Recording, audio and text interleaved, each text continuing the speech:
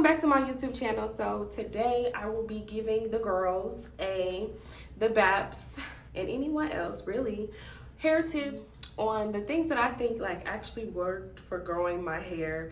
And while I'm doing the tips and explaining you guys how I grew my hair, basically mid-waist length, it's like almost booty cheek length, but we not there yet, but we gonna get there.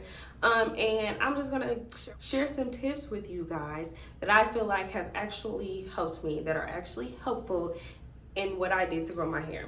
And while I'm doing that, I am also going to be straightening a wig, a synthetic wig, you know, slaying a synthetic wig in this video. That's why I'm coming to you. I had the braids in my hair. I straightened my hair in my last video, and these were just a couple of wig braids that I had. And now I'm going to show you guys what this synthetic $20 wig, it look a little crazy and tangled right now, but we gonna see. I ain't never put it on yet, but I think I can slay this and make this look Beyonce. You know what I'm saying? Because it's giving me Beyonce. Maybe Kelly Rowland, but Kelly is still a bad bitch. What happened? Okay. All right. Ooh. So this is what it looked like before I do my magic. And you know, it's not that bad. It's definitely tangled, Miss Girl. But this actually is not as bad as I thought, because it looked real plastic. So I'm actually surprised by that, but we gonna see.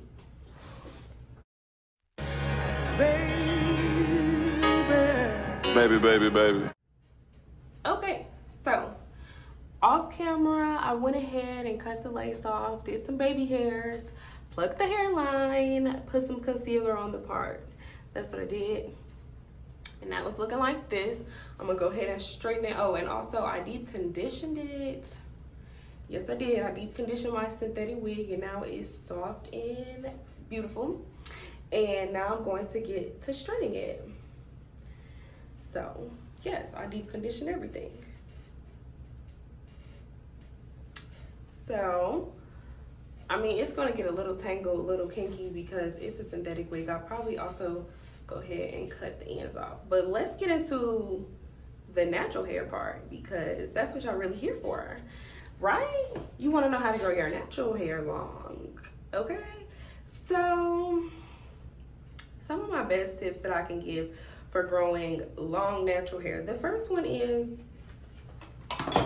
protective style, sis. Protective style. Go ahead and leave your natural hair alone sometimes. Like, you don't have to be combing it, manipulating it, and doing a whole bunch of stuff to it every single day. Like, you don't have to do that at all. Okay, so leaving it alone, like I think that's the most helpful, because I've heard a lot of people say, like black girls say, that their hair doesn't grow, and it's just like, that's like impossible, sis. That's impossible. Your hair definitely grows. It's a dead cell. Cells die, okay? Your hair is one of those cells. It's growing, sis. Now, everybody's hair grows at a bit of a different rate. Everybody has a different growth rate, and that's fine. But your hair is most certainly growing, Miss Mama. If you're not seeing any length and it's stuck at the same length for forever and ever, it may be because you are not retaining the length. Okay, so the hair is always going to grow out your scalp, but I think tips to retain length are most helpful. Like, I can give you supplements and tell you, go take this vitamin, or go do this and go do that, and like, yeah, that might help your hair grow, but if you don't retain your length, it's not gonna grow. It's not gonna be long and healthy. It's gonna be stuck at the same length. So a way that I do that for myself is I wear a lot of wigs. That's my protective style of choice. You can choose a different form, braids, twists, all of that stuff. You know what I'm saying? Styles that don't require you to put so much heat in your hair repeatedly. Styles that don't stress your edges out, because a part of healthy hair is healthy edges. Okay, so styles that don't stress, you know, if you getting somebody to braid your hair, make sure you getting somebody that's not gonna take your edges out, sis. You know what I'm saying? Because edges are very much important. So that's my first most helpful tip, is leaving it alone. Like, it don't always, if you have kinky curly hair, it's not meant to always be straight. It's not. Leave it alone. Yes, you know what I'm saying? It's not meant to be processed. If I want some color, I'm gonna go get me a wig. Why would I do this to, like, I could hypothetically do this to my natural hair, but well, one, I'm gonna want a new style in a couple weeks. And now I just chemically process my hair permanently, you know. So just, you know, just being mindful of things. Like, I'm rambling at this point, so I'm gonna move on to the next topic, okay? So after leave it alone, you need to make sure you moisturize your hair. Like, I feel like a lot of people don't want to put oils and grease in their hair, but you need to make sure that you are moisturizing your hair. And there are ways to moisturize your hair without making it feel oily and greasy. You know what I'm saying? And also with moisturizing your hair, I feel like you need to hydrate your hair. Like what I do. I don't feel like my hair can be moisturized without water. So I know a lot of people say they wash their hair every 2 to 3 weeks. I wash my hair 2 or 3 times a week, and I'm not using shampoo every single time. Sometimes I just co-wash, but at the end of the day, you need some water to hydrate. Even if I don't wash my hair sometimes and I'm just like hydrating at night, I'll get a spray bottle and then put my moisturizer on there. So the key to moisturized hair is hydrate. The key to long, healthy hair is moisturize it. So, you know what I'm saying? Add water to your routine. You know, and I can do a whole video on how I moisturize my hair. I think that might be more helpful, because like I said, I know a lot of people, they don't really want the greasy feel to their hair. And trust me, the way I moisturize my hair is never greasy. Okay. So again, this is just like my top 3 tips, and it's just like, this goes along with not manipulating your hair. I found that I had to stop letting people touch your hair. And I don't mean like just like playing in it and, oh, you have nice hair. I mean like stop letting everybody do your hair. Stop letting everybody just play in your hair. Stop letting every kitchen beautician that you ever meet do your hair, because you don't know her. I'm gonna just come from this way, because that way is stressing me out. I was trying to be cute and do it in sections like you know, like I'm a real YouTuber or something, but that's not how I do my hair. So this is how I do it. So this is what I'm gonna do. Yes, but back to what I was saying.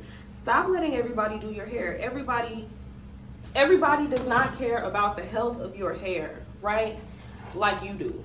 And I hate it when I used to go to somebody to get my hair done and they would be like detangling it, or not even detangling it. You know when they blow dry and they just like yanking your hair out, putting the highest heat on it, you smell your hair in the shop. Like, is this healthy?